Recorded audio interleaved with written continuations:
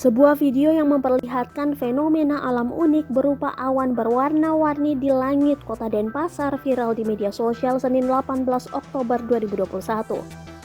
Fenomena tersebut seketika menjadi perbincangan warganet.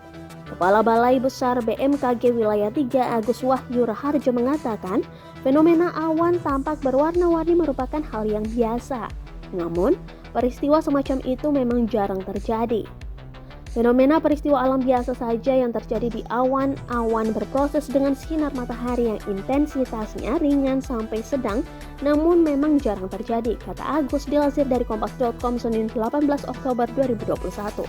Agus menyebutkan fenomena awan tampak berwarna-warni ini disebut dengan irisan.